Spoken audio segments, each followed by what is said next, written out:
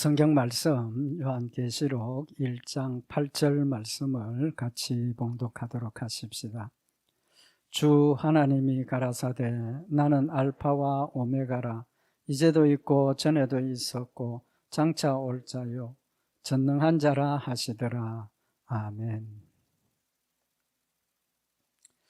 우리 지난 주일날 하나님께서 우리에게 하나님의 존재를 계시해 주시는데 그 방법이 이름으로 우리에게 알려주셨습니다. 첫째가 뭐라고 그랬습니까?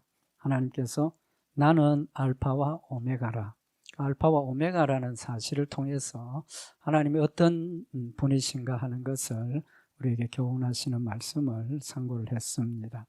알파와 오메가는 하나님이 주권자 되시고 모든 것을 다스리시고 인도하시는 하나님이시라는 사실을 말씀을 상고를 했습니다. 우리 오늘은 두 번째입니다. 하나님께서 자신을 이제도 있고 전에도 있었고 장차 올 자요 전능한 자다. 이제도 있고 전에도 있었고 장차 올 자다. 그리고 전능한 자다. 하나님께서 자신을 소개를 하셨습니다. 여기 이제도 있고 또 전에도 있었고 장차 올 자라는 이 표현의 핵심이 뭡니까? 시간적인 개념입니다. 그죠? 전에도 있었고 이제도 계시고 장차 오신다. 지금 시간적인 개념으로 하나님께서 자신을 소개하고 있습니다. 그래서 하나님이 이 시간적으로 자신을 소개하시는 이 의미가 무엇인지 우리 오늘 말씀을 상고를 하면서 하나님 나에게 어떤 하나님이신가 하는 부분 우리 말씀을 상고를 하도록 하십시다. 결론부터 먼저 말씀을 드립니다. 여기 하나님께서 이제도 있고 전에도 있었고 장차 올 자다 라고 말씀하시는 것은 시간적인 개념에서 하나님은 이제도 있었다는 뜻은 영원 전부터 존재하고 계셨다는 겁니다. 또 지금도 이제까지 존재하고 계신다는 것이고 전에도 있었다는 것은 옛날 전에도, 그러니까 그 전이라는 것은 어떤 시점을 기준으로 전이라고 합니까? 우리 사람들이 존재하는 것, 다시 말하면 창조하는 시간 이전부터 계셨다는 거죠.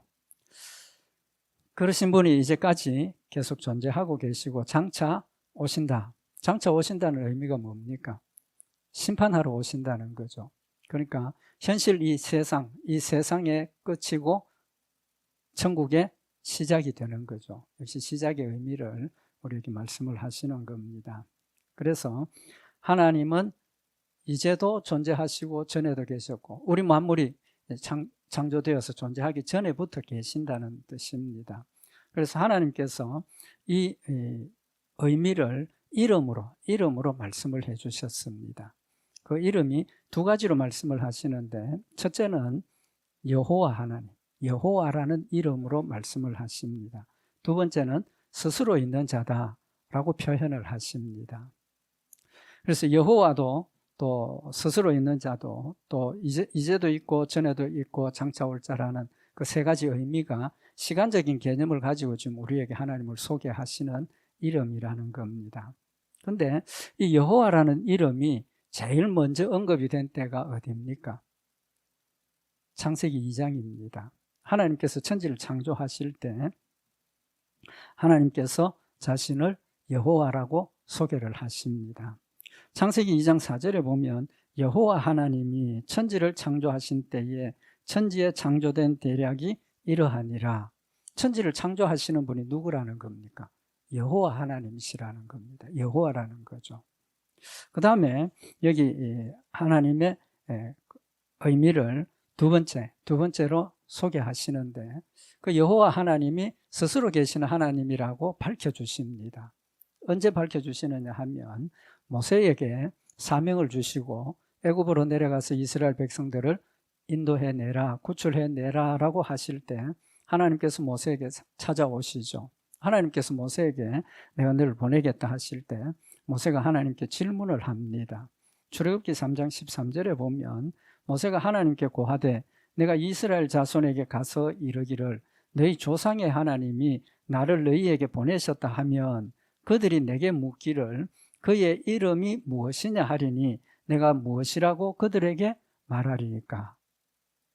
모세가 이스라엘 백성들에게 가서 하나님께서 너희 조상의 하나님께서 나를 너희에게 보냈다 하면 이스라엘 백성들에게 너를 보내신 그분의 이름이 뭐냐라고 질문을 할 거라는 겁니다. 이게 굉장히 중요한 의미가 있는데 성경에 특징이 있죠. 창세기부터 계속 특별히 출애굽기에 보면 창세기부터 출애굽기에 보면 이름을 굉장히 중요한 의미를 가지고 우리에게 말씀을 하십니다. 예를 들면 아브라함이 이름을 뭘로 바뀌었습니까? 아브라함으로 바뀌어지고 사레가 사라로 바뀌어지고 이런 식으로 이삭이 이스라엘로 하나님께서 우리에게 하나님을 계시하시고 또 하나님의 뜻을 알려주시는 가장 중요한 방법 중에 하나가 이름이라는 겁니다. 이름. 그래서 하나님께서 처음 천지를 창조하실 때 여호와라 하고 밝혀주셨고 오늘 여기 모세가 하나님 이름을 뭐라고 할까요? 이름을 물을 거라는 것은 이스라엘 백성들의 마음속에 그 이름을 통해서 그 존재에 대한 의미를 확인하는 그런 개념이 있다는 겁니다. 우리나라 사람들도 그런 점이 있죠. 그죠? 요새는 뭐 그렇게 애들 이름 지을 때 별로 뭐 의미를 부여하지 않고 그렇게 짓는 경우도 많이 보는 것 같은데 옛날에 한국 사람들 이름 지을 때 뭐라고 그랬습니까? 굉장히 중요하게 생각을 하죠. 그래서 뭐 하는 사람이 있었습니까? 장명자, 이름 지어주는 사람이 있었습니다. 그 아이의 인생이나 이런 의미를 그 이름에 부여하는 비슷한 의미를 지금 가지고 있죠. 어쨌든 하나님께서 이름을 통해서 하나님이 어떤 분이신가 하는 것을 우리에게 알려주시는 겁니다. 그러니까 모세가 하나님 이름이 뭐라고 물으면 뭐라고 대답할까요? 하나님의 대답이 뭡니까? 출애굽기 3장 14절에 보면 하나님이 모세에게 이르시되 나는 스스로 있는 자니라. 스스로 있는 자라고 이야기를 하라는 겁니다. 그러면서 또 이르시되 너는 이스라엘 자손에게 이같이 이르기를 스스로 있는 자가 나를 너희에게 보내셨다 하라. 이스라엘 백성들이 누가 너를 보냈느냐 하면 스스로 계시는 자가 나를 보냈다라고 대답을 하라는 겁니다. 그러니까 지금 하나님은 어떤 하나님입니까? 스스로 계시는 하나님이시라는 겁니다. 스스로 계시는 하나님. 조금 더 말씀을 드리면 스스로 있다는 말이 뭡니까? 피조물이 아니라는 겁니다. 피조물이 아니라는 겁니다. 하나님이 어떤 사람에 의해서 창조되고 사람에 의해서 만들어진 존재가 아니라 하나님은 존재 자체가 스스로 계셨던 분입니다. 스스로 계셨던 분. 그래서 시간적인 개념으로 이야기를 하면 전에도 있었고 이제도 있었고 장차 오실다 전에도 있었다 하는 그 의미가 뭐냐 하면 좀 전에 말씀드린 것처럼 모든 피조물들보다 먼저 계신다는 뜻이거든요. 그럼 그 시점을 확인하기 위해서 뭐가 필요합니까?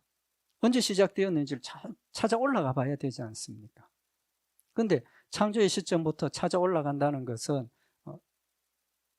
이 시간적인 개념 이 선으로 그어놓고 시작과 끝을 보면 이 시작하는 시점에 점 거기를 자꾸 확대해서 보면 어떻게 됩니까? 더 정확하게 언젠가 나타나진다는 거죠. 근데 아무리 확대를 해봐도 하나님의 존재하신 시간을 볼 수 있습니까? 없습니까? 볼 수 없는 겁니다. 그럼 이 확대하는 게 어디까지? 무한대로 연결이 된다는 겁니다. 무한대로 연결되니까 하나님의 존재는 시작이 없다는 겁니다. 무한대로 가도 하나님 어디 시작된지 모른다는 그 말이 스스로 존재한다는 의미입니다. 그 다음에 끝도 마찬가지죠. 끝은 누구에 의해서 주관됩니까? 하나님에 의해서 결정이 되고 이 땅이 심판을 받아서 없어지고 천국과 지옥으로 나누어지고 난 뒤에 천국과 지옥은 존재가 끝이 있습니까? 없습니까? 마찬가지로 그 끝을 알기 위해서 아무리 확대를 해봐도 끝이 안 나온다는 거예요. 무한대로 확대를 해도 끝이 안 나온다는 거예요. 그건 무슨 뜻입니까? 영원 전부터 영원 후까지 존재하시는 그런 하나님이시라는 사실을 지금 말씀을 하고 있는 겁니다. 그래서 스스로 계신다는 것은 하나님 스스로 존재하신다는 것은 피조물이 아니라는 의미를 명확하게 밝히십니다. 그러면서 출애굽기 3장 14절에 하나님이 모세에게 이르시되 나는 스스로 있는 자니라 또 이르시되 너는 이스라엘 자손에게 이같이 이르기를 스스로 있는 자가 나를 너희에게 보내셨다 하라. 여기 지금 출애굽은 어떤 시점입니까? 구속 사역의 시작입니다. 구속 사역의 시작입니다. 천지를 창조하신 것은 우리 모든 피조물의 존재의 시작이고, 구속의 시작은 영적인 사람의 존재가 시작되는 거예요.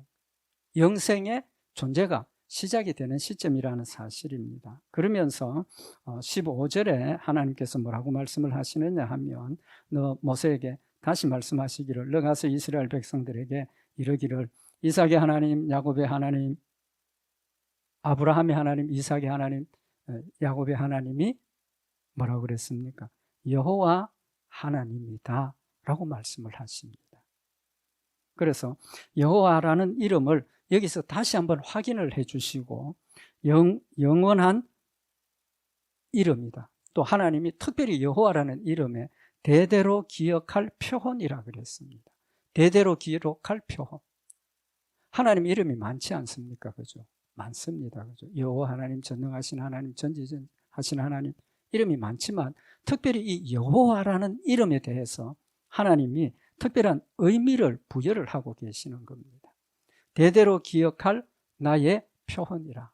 하나님을 대표하는 이름이라는 겁니다. 그럼 결론이 났지 않습니까? 그죠? 여호와 하나님은 천지를 창조하신 하나님이고, 시작도 없고 끝도 없는 스스로 존재하시는 하나님이시라는 사실을 오늘 여기 요한계시록을 통해서 이제도 있고 전에도 있었고 장차 오실 자라는 표현으로 우리에게 알려주시는 겁니다. 그래서 하나님 스스로 계시는 존재하시는 분이고, 하나님이 창조주이심을, 시작과 끝이 되심을 우리에게 밝혀주시는 겁니다. 그러면 이제 말씀드린 것처럼 하나님께서 스스로 계신다는 의미는 피조물이 아니라는 거죠. 피조물이 아니라는 것은 사람들이 만든 게 아니라는 겁니다. 어디하고 연결이 될 수 있습니까? 우리 사람들은 연약하기 때문에 뭘 만듭니까? 자기 스스로 어렵고 힘들 때 의지할 수 있는 존재를 찾는다는 거죠. 그 존재가 곧 각종 신이 될 수 있다는 겁니다. 산을 섬기기도 하고, 나무를 섬기기도 하고, 굿도 하기도 하고, 자기 스스로가 신으로 그걸 작정을 하고 모시는 우상이 생기게 되는 겁니다. 근데 하나님은 우리 인간들이 만든 분입니까? 아니지 않습니까? 사람이 만든 분이 아니라는 겁니다. 스스로 존재하시는 분이지, 사람에 의해서 창조되고 사람에 의해서 믿음의 대상이 된 것이 아니라 하나님 스스로가 믿음의 존재로 계셨고, 우리를 택하시고 우리로 하여금 믿음을 가지게 하신 하나님이시라는 사실을 말씀을 하고 있는 겁니다. 그럼 하나님이 피조물이 아니라는 의미는 무슨 의미입니까? 우리가 믿고 의지할 수 있는, 인간들이 믿고 의지할 수 있는 존재는 누구밖에 없다는 겁니까? 하나님밖에 안 계신다는 겁니다. 다른 모든 우상들은 사람이 만든 거예요. 사람이 만든, 우리 다 알지 않습니까? 그러나 하나님은 사람들이 만든 존재가 아니라는 겁니다. 스스로 계시는 하나님이시라는 겁니다. 그래서 우리의 믿음의 대상은 하나님 한 분밖에 없다. 이걸 지금 우리에게 강조를 하고 있는 겁니다. 그러니까 한 분밖에 안 계시니까 어떻게 믿어야 됩니까? 하나님만 열심히 믿고 따라가야 된다는 사실을 지금 우리에게 교훈을 하시는 거죠. 그래서 마가복음 12장 29절에 예수께서 대답하시되, 첫째는 이것이니 이스라엘아 들으라, 주 곧 우리 하나님은 유일한 주시라. 유일한 주시라. 하나님 유일하신 주라는 겁니다. 이사야 45장 5절에 나는 여호와라, 나 외에 다른 이가 없나니 나밖에 신이 없느니라. 너는 나를 알지 못하였을지라도 나는 네 띠를 동일 것이라. 하나님께서 이사야에게 나밖에 신이 없다라고 명확하게 지금 우리에게 선언을 하시는 겁니다.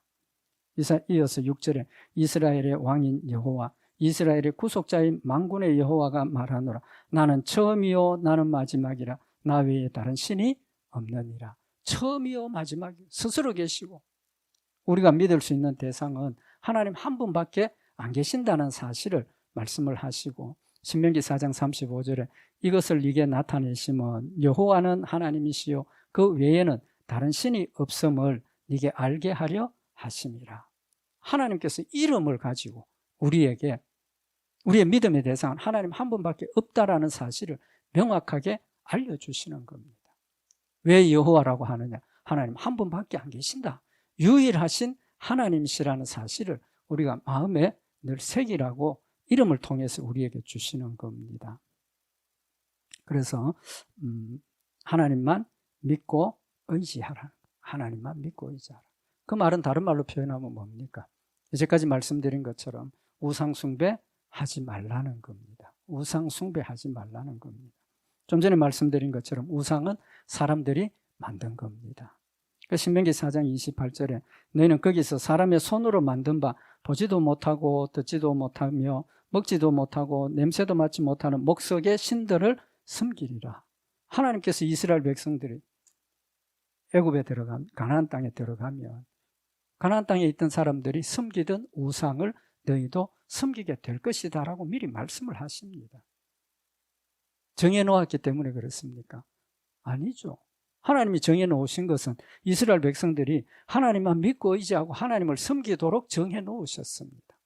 그러나 그들이 연약하기 때문에 들어가서 살다 보니까 하나님 잊어버리고 세상 것을 찾게 되고 우상을 숭배하게 되고 하나님을 마음을 아프게 하는 그런 일들을 할 것이라는 걸 하나님은 이미 알고 계신다는 거죠. 알고 계신다는 겁니다.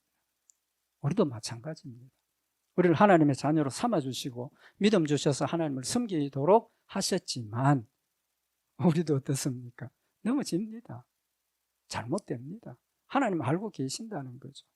그렇기 때문에 그렇게 하지 말라고 계속해서 말씀을 통해서 경고하시고 또 성령님 우리 마음 가운데서 도와주셔서 하나님 말씀대로 하나님 뜻대로 살 수 있도록 인도하신다는 거죠. 그래서 예레미야 10장 5절에 보면 그것이 갈린 기둥 같아서 말도 못하며 걸어 다니지도 못하므로 사람에게 매임을 입느니라. 우상이 얼마나 어리석습니까? 그죠? 그 사람이 형상 만들어 놓고 거기 가서 절하는데 그 존재가 혼자 걸어 다닐 수 있습니까? 없습니까? 혼자 못 걸어 다니는.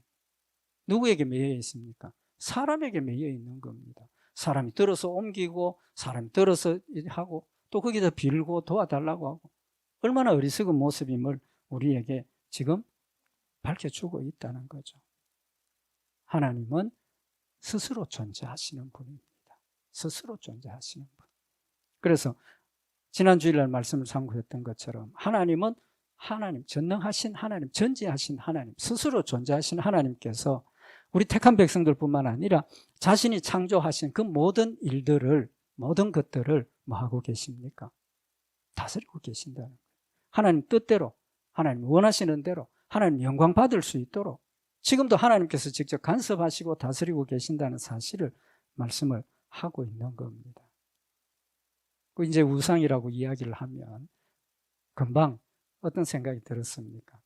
어떤 형상을 만들어 놓고 거기 비는 것.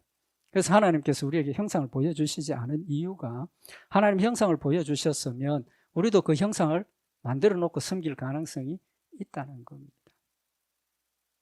그런데 한 가지 더 중요하게 생각해야 될 게 있습니다. 우상 숭배를 이야기를 하면 이제 말씀드린 것처럼 어떤 형상을 만들어 놓고 아니면 형상을 정해 놓고 그 앞에 엎드려서 비는 걸 생각을 하는데 사실 그거보다 더 중요한 게 있습니다. 그 더 중요한 게 뭡니까? 우상 숭배는 곧 내 마음에 있는 겁니다. 마음에 있는. 어떤 존재를 믿는 게 아니고 그 존재를 섬기는 게 아니라 사실은 내가 만들어서 내가 결정해서 내가 스스로 위안을 찾고 내가 도움을 얻는 그런 방편일 것밖에 안 된다는 겁니다. 에베소서 5장 5절에 보면 너희도 이것을 정령이 알거니와 음행하는 자나 더러운 자나 탐하는 자 곧 우상 숭배자는 다 그리스도와 하나님 나라에서 기업을 얻지 못하리라. 여기 우상 숭배를 뭐라고 표현을 했습니까? 음행하는 자, 더러운 자, 탐하는 자. 한마디로 이야기하면 뭐합니까? 이기심입니다. 자기 욕심입니다. 자기 중심적인 겁니다. 내 모든 것들을 만족하고 내 생각과 내 뜻들을 이루고 내가 세상의 것들을 추구하는 그 모든 것들이 곧 뭡니까? 우상이라는 겁니다. 우상. 그래서 골로새서 3장 5절에 그러므로 땅에 있는 지체를 죽이라. 곧 음란과 부정과 사욕과 악한 정욕과 탐심이니 탐심은 우상 숭배니라. 그럼 다른 말로 하면 뭐가 됩니까? 하나님보다 더 사랑하는 것이 곧 우상이라는 겁니다. 하나님보다 더 사랑하는 것이 우상이라는 겁니다. 뿐만 아니라 이 우상 숭배를 사무엘상 15장 23절에 이는 거역하는 것은 사술의 죄와 같고 완고한 것은 사신 우상에게 절하는 죄와 같음이라. 여기 거역한다는 건 뭡니까? 불순종한다는 거죠. 불순종한다는 것은 사술의 죄와 같다. 사술의 죄 뜻이 뭡니까? 사술이라는 뜻은 점친다는 뜻입니다. 점을 치는 것하고 똑같다는 겁니다. 하나님 말씀을 거역하는 건 점치는 것하고 똑같다.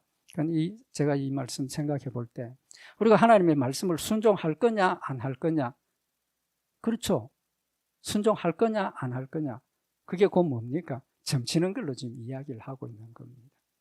어느 걸 선택해야 되느냐, 점치는 거예요. 내가 이걸 선택하면 내가 육신의 욕심을 이루고 내가 세상의 평강을 얻고 사탄이 우리를 속이고 유혹하는 거죠. 하나님 우리에게 원하시는 게 뭡니까? 점치는 거 하지 말라는 겁니다. 점치는 거 하지 말라는. 답은 나와 있습니다. 우리 앞에 선택의 여지가 왔을 때 어느 걸 선택해야 되는지는 명확하게 나와 있습니다. 뭘로 알 수 있습니까? 하나님의 뜻이 뭔지, 하나님이 원하시는 것이 뭔지, 내가 해야 될 것이 뭔지 이미 결정되어 있다는 겁니다. 그럼에도 불구하고 사탄이 우리를 속이는 그 속임, 유혹에 넘어가서 잘못된 선택을 하는 것, 점치는 것과 같은 거예요.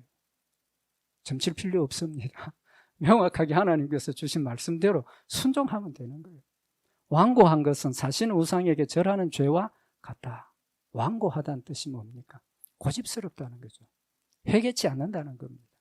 하나님께서 바른 길을 가르쳐 주시고 바른 길을 선택하도록 알려주셨음에도 불구하고 그걸 따라가지 않는 것은 뭡니까? 내 고집입니다. 내 욕심입니다. 세상을 사랑하는 사랑 때문에 하나님이 원하시고 기뻐하시는 것들을 버려두고 고집스럽게 내 길을 가는 그런 모습을 이야기를 하고 있는 겁니다. 여기 사신 우상이라는 단어는 역시 점치는 그런 뜻이 있습니다. 똑같은 의미예요. 그래서 우리가 하나님 말씀대로 순종하고 하나님 뜻대로 살아야 함에도 불구하고 하나님의 뜻대로 살지 못하는 것은 결국은 우상 숭배와 같다라는 것을 교훈을 하고 있는 겁니다. 우상을 만든 이유가 뭡니까? 자기를 위해서. 다른 사람 위해서가 아닙니다. 자기를 위해서. 그래서 출애굽기 20장 4절에 너를 위하여 새긴 우상을 만들지 말고, 레위기 26장 1절에 너는 자기를 위하여 우상을 만들지 말라. 우상 만드는 사람이, 다른 사람을 위해서 우상 만드는 사람은 어떤 사람입니까? 그 우상을 이용해서 자기 돈벌이 하겠다는 거예요. 자기 유익을 취하겠다는 거예요. 스스로 그 우상을 선택하는 것은 내가 나를 위해서 선택하는 겁니다. 신명기 5장 8절에 너는 자기를 위하여 새긴 우상을 만들지 말고, 자기를 위해서. 우리의 믿음이 뭡니까? 하나님을 섬기는 것, 하나님을 믿고 따르는 것. 불순종하는 결론, 자기를 섬기는 겁니다. 자기를 믿고 자기를 섬기는 것, 자기를 사랑하고 따라가는 겁니다. 사도 바울이 로마서 16장 17절에 보면 형제들아 내가 너희를 권하노니 너희 교훈을 거스려 분쟁을 일으키고 거치게 하는 자들을 살피고 너희에게서 떠나라. 교회 안에 우상 숭배하는 자들이 들어와서 하나님의 말씀을 거짓되게 선포하고 잘못 가르쳐서 분란을 만들고 있는 그들에게서 떠나라고 말씀을 하고 있는 겁니다. 이 같은 자들은 우리 주 그리스도를 섬기지 아니하고 다만 자기의 배만 섬기나니 공교하고 아침하는 말로 순진한 자들의 마음을 미혹하느니라. 우상 숭배하는 자들은 자신의 유익을 위해서 공교한 말로 우리를 속이고 유혹하고 미혹하고 넘어뜨리는 자라고 분명히 말씀을 하고 있는 겁니다. 그래서 빌립보서 3장 18절에 내가 여러 번 너희에게 말하였거니와 이제도 눈물을 흘리며 말하노니 여러 사람들이 그리스도 십자가의 원수로 행하느니라. 저희의 마침은 멸망이요 저희의 신은 배요 그 영광은 저희의 부끄러움에 있고 땅의 일을 생각하는 자. 여기 저희의 신은 배라는 거. 배는 뭘 의미를 합니까? 내 배 먹고 싶고 배를 욕심을 이야기를 하는 거예요. 먹는 만족, 쾌락 이런 걸 이야기를 하는 겁니다. 결국은 우상 숭배는 누구를 위한 겁니까? 자기 자신을 위한 겁니다. 내 욕심을 채우고 내 목적을 이루기 위한 것이라는 사실을 말씀을 하고 있는 겁니다. 그렇다면 하나님만 섬기기 위해서는 뭐 해야 됩니까? 다 아시는 말씀이지 않습니까? 자기를 부인하고 자기 십자가를 질 때 온전하게 하나님을 섬기고 하나님만 따라갈 수 있다는 겁니다. 그래서 예수님께서 자기를 부인하고 자기 십자가를 지고 나를 따라야 된다 하시고, 자기를 부인하고 자기 십자가를 지는 자라야 나를 따를 수 있다라고 말씀을 하고 있는 겁니다. 자기를 부인한다는 게 뭡니까? 내 마음속에 있는 내 자아를 죽이는 겁니다. 내 욕심, 내 뜻, 내 생각, 내 계획, 모든 것을 버리는 거예요. 누구만? 하나님만 의지하라는 거예요. 여기서 아까 말씀을 드린 것처럼 하나님은 유일하신 하나님이라, 유일하신 하나님이라 그랬습니다. 우리가 단어를 정확하게 좀 말씀을 다 아시겠지만 말씀을 드리고 싶은 게, 신을 구분할 때 다신, 단일신, 유일신 이렇게 표현을 합니다. 다신은 뭡니까? 신이 많다는 겁니다. 다신론자들이 있죠. 단일신은 신은 하나밖에 없다는 겁니다. 누구? 내가 믿는 신 하나밖에 신이 없다. 우상숭배하는 자들도 내가 믿는 신이 단일신, 이 신만 진짜 신이고 효험이 있고 영험하다라고 주장을 합니다. 유일신이라는 의미는 뭡니까? 단일신은 신이 많은데 하나라는 뜻이고, 유일하다는 것은 only one, 오직 한 분밖에 안 계신다는 겁니다. 그래서 성경에 우리에게 하나님은 유일하신 하나님이다 라고 표현을 하는 겁니다. 유일하신 하나님이지 여러 신 중에 한 분이 아니라는 걸 우리 명심하셔야 돼요. 만약 여러 신 중에 하나라면 하나님도 믿을 수 있고 다른 신들도 믿을 수 있고, 우리의 믿음의 대상은 유일하신 하나님이십니다. 유일무이입니다. 오직 하나님만 우리의 믿음의 대상이라는 사실을 말씀을 하고 있는 겁니다. 영원성의 의미는 이제 유일하신 하나님을 의미를 하고, 두 번째로 의미가 뭐냐 하면 불변하시는 하나님이시라는 겁니다. 불변하시는 하나님. 전에도 계셨고 이제도 계시고 장차 오실 하나님은 변하는 하나님입니까? 안 변하는 하나님입니까? 안 변하는 하나님이십니다. 만일 변하신다면 하나님 믿을 필요가 있습니까? 없습니까? 필요 없죠. 지금 우리를 사랑하신다 하시고 나를 사랑하신다 하셨는데 그 사랑이 변한다면 지금 열심히 따라갈 이유가 있습니까? 없습니까? 언제 변할는지 모르는데 조석지변이면 더더구나 마찬가지죠. 하나님 절대로 불변하시는 하나님이십니다. 전에도 계셨고 지금도 계시고 장차 계실 자라는 의미는 영원토록 연속성, 같은 모습으로 같은 하나님께서 같이 우리를 다스리시고 같은 뜻을 가지고 우리를 이끌어 인도하시는 불변하시는 하나님이시라는 사실을 말씀을 하고 있는 겁니다. 그래서 아까도 말씀드린 것처럼 출애굽기 3장 14절에 하나님이 모세에게 이르시되 나는 스스로 있는 자니라, 또 이르시되 너는 이스라엘 자손에게 이같이 이르기를 스스로 있는 자가 나를 너희에게 보내셨다 하라. 그리고 이어서 하나님이 또 모세에게 이르시되 너는 이스라엘 자손에게 이같이 이르기를 나를 너희에게 보내신 이는 너희 조상의 하나님 곧 아브라함의 하나님, 이삭의 하나님, 야곱의 하나님 여호와라 하라. 이는 나의 영원한 이름이요 대대로 기억할 나의 표헌이라. 여기 보면 아브라함의 하나님, 이삭의 하나님, 여호와의 하나님, 여호와. 아브라함에게 계셨던 하나님, 이삭에게 행하셨던 하나님, 야곱에게 행하셨던 하나님이 같은 하나님이라는 겁니다. 같은 하나님. 만약에 아브라함에게 대하신 하나님하고 야곱에게 행하신 하나님하고 다르다면 어떤 하나님을 믿어야 됩니까?